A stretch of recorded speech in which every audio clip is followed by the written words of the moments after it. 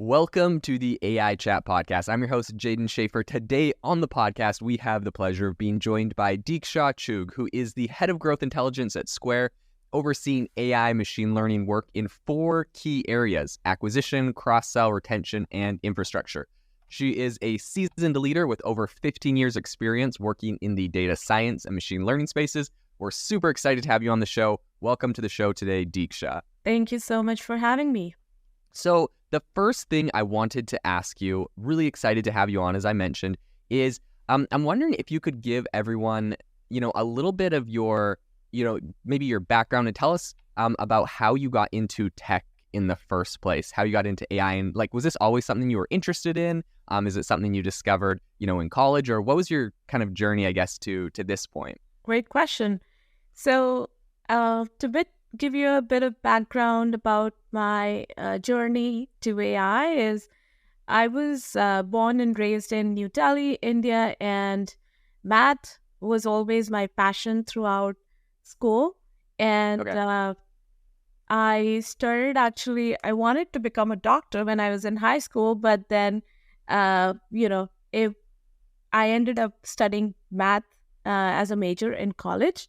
And I realized my passion for math at that time actually grew, and I then went to grad school to do mathematics and computer science. And I realized I just want to continue doing something that involved math.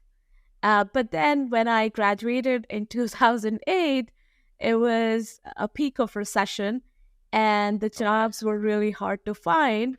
So I started my first job as a software engineer in a very large IT company working on mainframes. And I was coding in COBOL, and that was really hard. So after 9 months, I left that job because I wasn't enjoying it. I struggled a bit to find the right career for me. And that's when I knew that I want to work in a space which can utilize my analytical skills that I've learned over the last many, many years. And so I joined this consulting company in India as a data analyst. And that was 2010, actually. And then I was coding in VBA. If you know what VBA is, Visual Basic for Applications, and Excel.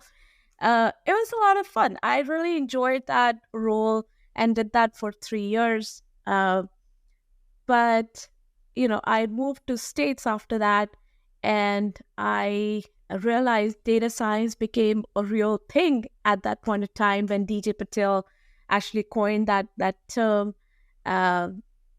And because of my background in data analyst, which is now called data science, I wanted to pursue that journey. So I started this master's in data science program at University of San Francisco.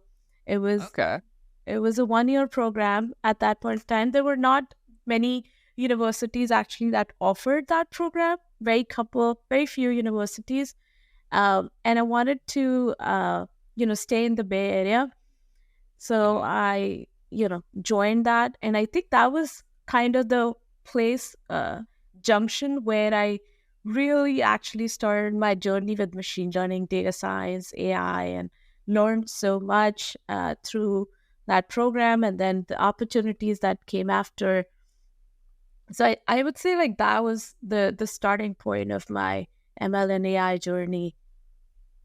Have you ever wanted to start your own podcast? I record and publish podcasts on a platform called Spotify for Podcasters, and I absolutely love it. Essentially, you can upload from your phone or computer, and it distributes to every platform that plays podcasts. They support video podcasts, and you can make money on the platform with ads or even podcast subscriptions, something that has made my life so much easier as a podcaster. So if you're interested, I highly recommend you give it a try. You can download the Spotify for Podcast app, or go to spotify.com/podcasters to get started on your podcast today. This episode is brought to you by Shopify.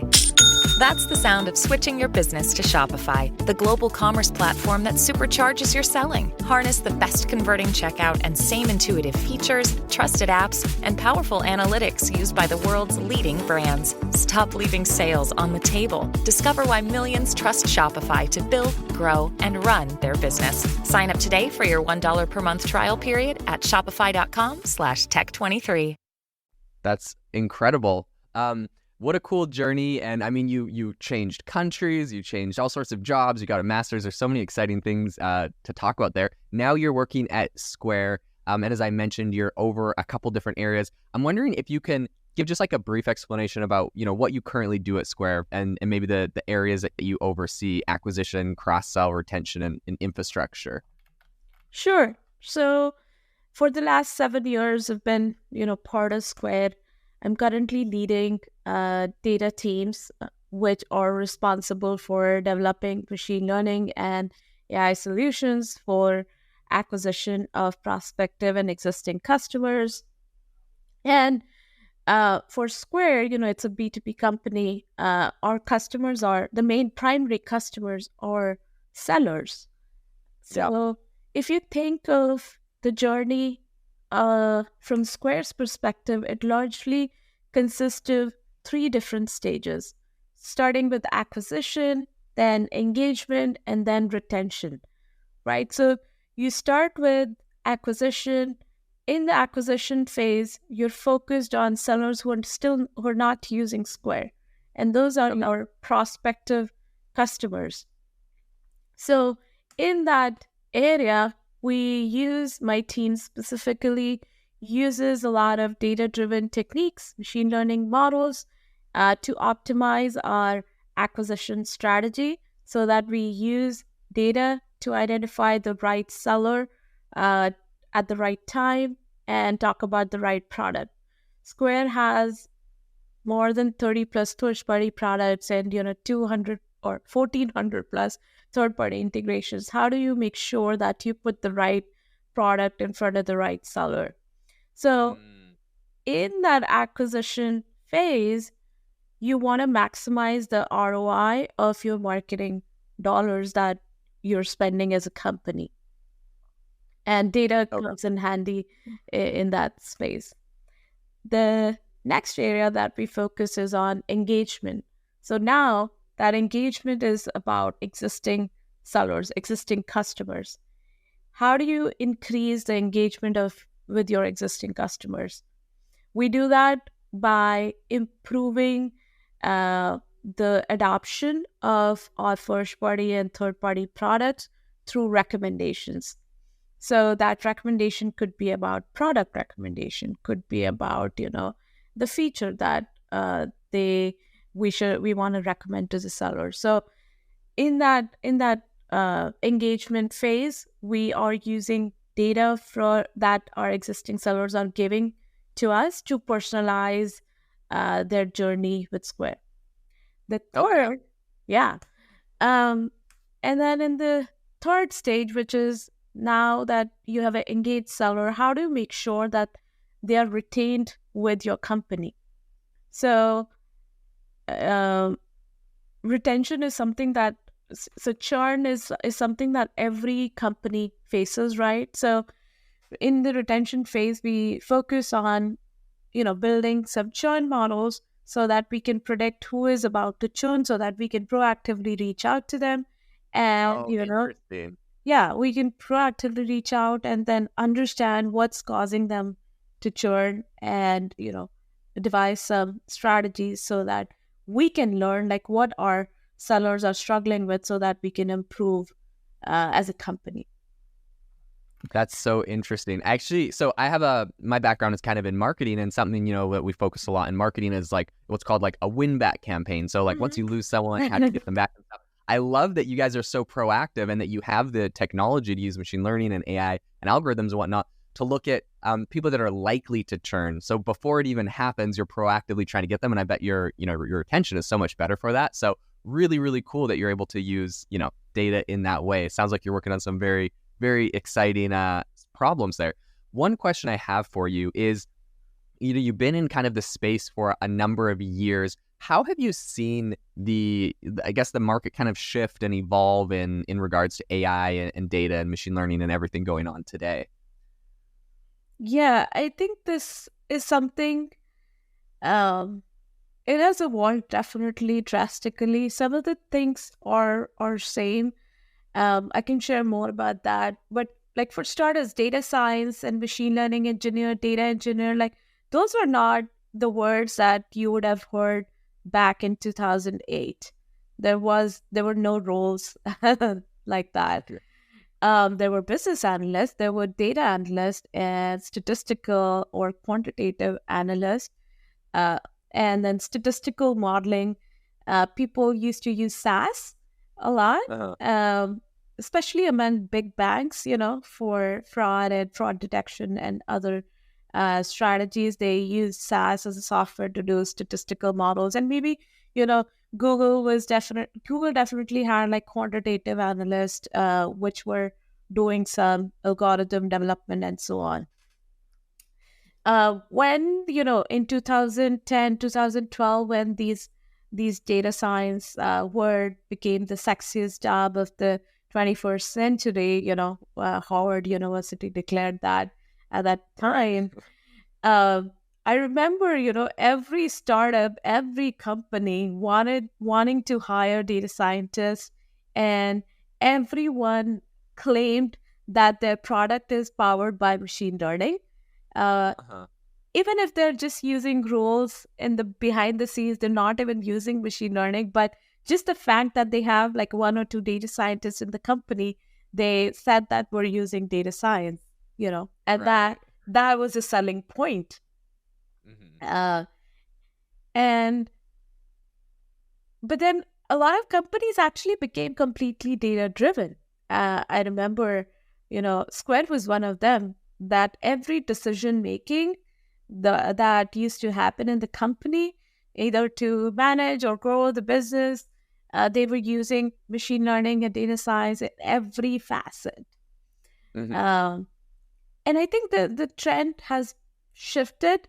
Now it was about data science and machine learning in 2013. Now it's about generative AI. Okay. We're in this world with huge democratization of AI, and every company is running to incorporate generative AI in their processes, in their flows. And of course, there's a lot of potential with this technology, and there's a lot of cool opportunities for improving internal processes, reducing cost, creating personalized customer experiences. And, the landscape has shifted in a way that now we're going to see new wave of roles emerging. Like, for example, prompt engineers are emerging as a result, right? And similarly, I think a lot of existing roles will be redefined. The machine learning engineer role, or the data scientist role, or the software engineering role, I think a lot of those roles will be redefined in terms of what companies expect them to do. Mm-hmm. Okay. Very interesting. Yeah. So a lot of shifts. And that's really interesting to hear your perspective on that. Something I would love to ask you about, right? Because you're kind of in the thick of it and working on all of this kind of new technology. I'd love to know, like, from your perspective, what role does generative AI play in enhancing customer communication and all, like, and in all of the stuff you're working on now? Like, what is the role of generative AI for you and your team? Yeah, I think if you go back to the basics, right? Customer communication is all about language and content, because without the text and the language, you cannot communicate to the end customer. So, and generative AI is powerful in terms of ideation and iteration and personalization of this language and content that meet the needs of the customer. Mm-hmm. The most obvious use case that a lot of companies are using or trying to use generative AI is transforming their customer service. So, customer service is where a lot of pain points are. Like, it's an operational burden, right? And a lot of customers are unhappy and they're reaching out to customer support or like customer service to get the answers quickly. How can you resolve that? So something else I would love to kind of ask you about and pick your brain on is, what are some challenges you faced with implementing AI and machine learning at Square? Great question. So of course, there are at Square, I think there are different challenges.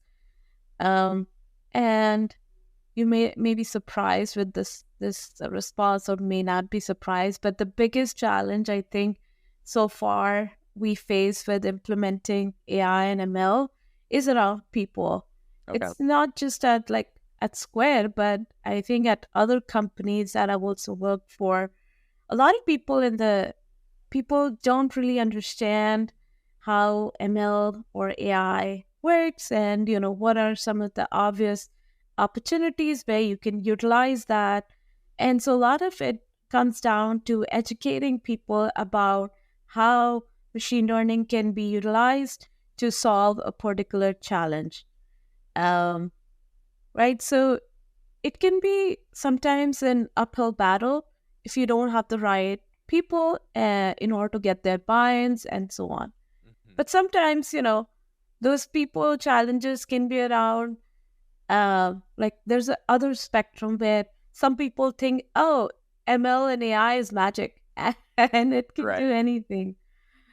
And that they think that it can solve all the problems. And then you try to inject ML and AI in everything. So it doesn't work like that, right? So there has to be, I think, a lot of education around this technology so that people in the company understand where it makes sense to utilize machine learning, because it also has its limitations. The limitations is around data and the right business problem.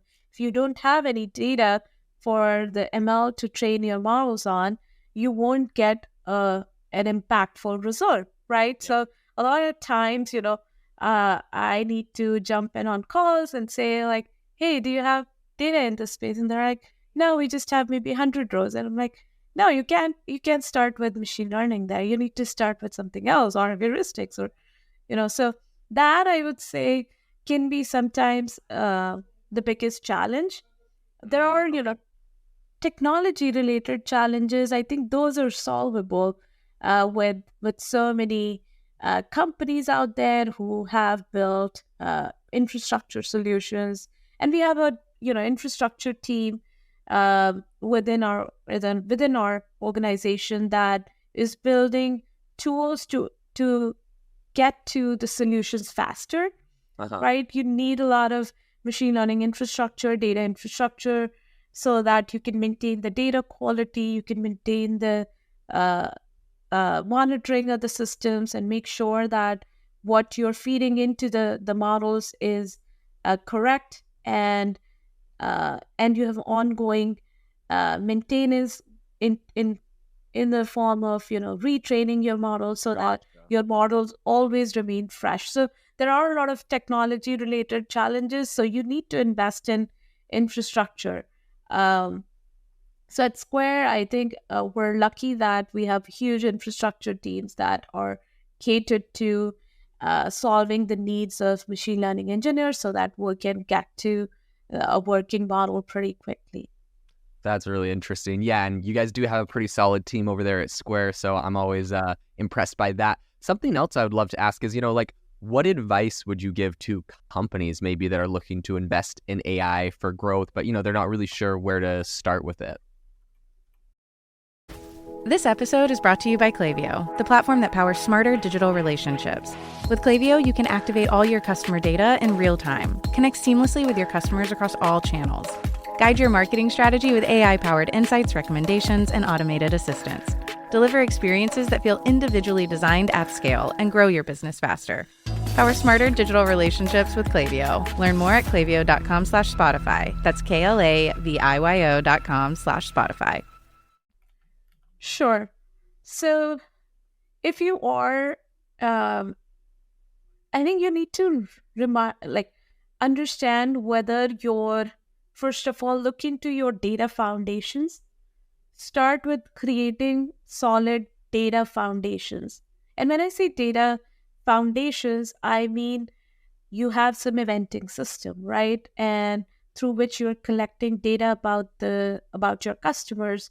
You want to make sure that you have created some ETLs that creates a curated and high quality data sets before you jump into AI or ML. Because without that curated and high quality data sets out of that high dimensional data that you are collecting from eventing systems, you cannot get to the state of where your algorithm can learn intelligently. So I would say, that is something that which has stayed constant. Actually, you asked me a question about, how you've seen the field evolve.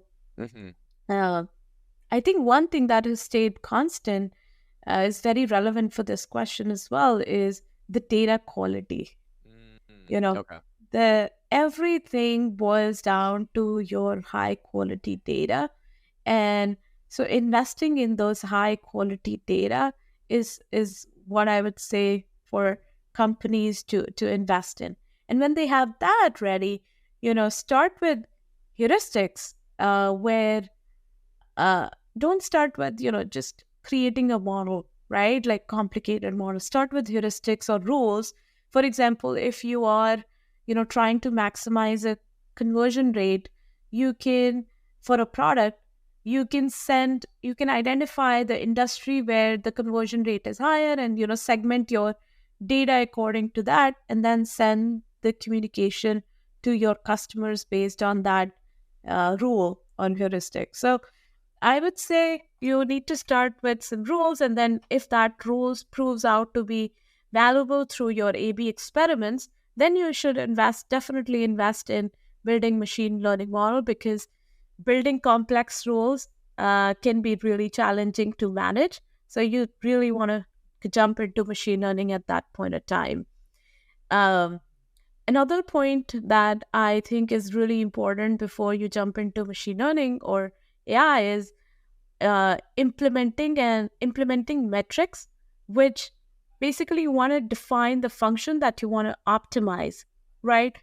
If you're not clear on the optimizing function metric, then you cannot, like, even if you instruct your team to create a model and they don't even know like what they're optimizing for, then you will not get the business result that you're aiming for.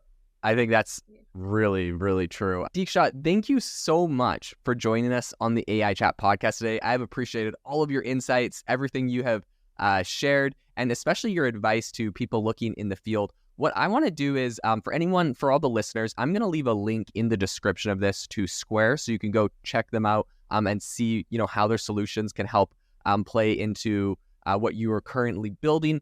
But again, thank you so much for Deeksha for, coming on the show and sharing with us today. To the listeners, thank you so much for tuning in to the AI Chat podcast. Make sure to rate us wherever you get your podcasts, and have an amazing rest of your day. Thank you so much.